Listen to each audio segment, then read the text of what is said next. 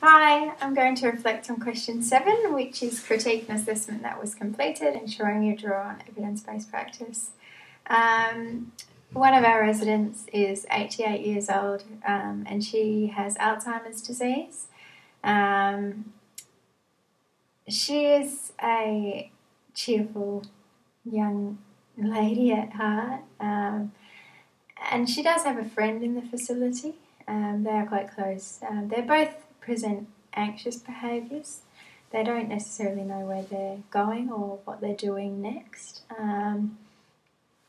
But during general conversation in the initial interview stage, it was quite difficult to gauge what occupations this resident was interested in. And so we made the decision to do an activity card sort with her.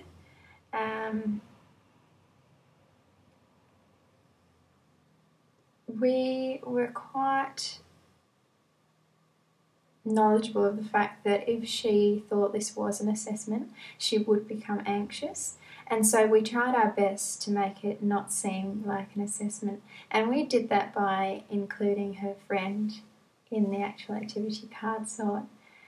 So myself, our resident and her friend sat down at a table in a quiet room, and we started just looking through the photos of the activity card sort. This then provoked a lot of conversation between the two of them, asking each other if they used to do that or if they did this. And there were some differences. One of them swam, one of them didn't. But obviously, when sorting them, I only sorted the information that was given by our resident, and they didn't notice if I put it in the wrong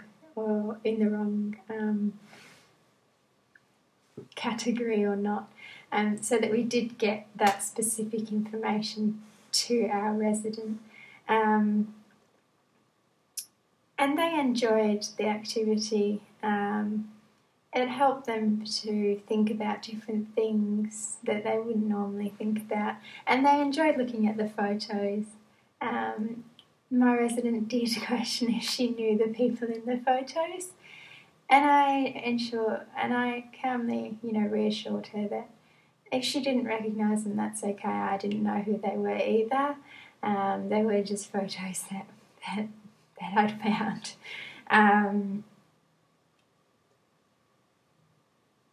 What we got out of the assessment was that there's a couple of things, mainly sedentary activities, that our resident does now at the same level as before, such as watching television, reading the newspaper, and listening to music. There were other things that she does less, such as shopping in a store and walking. And there were a couple of things that she has given up on, such as gardening and taking care of flowers and cooking for the family and going out for meals and things like that. However, a lot of the time when presented with the individual cards and asked if she used to do these things, she did say a lot that she couldn't remember what she used to do.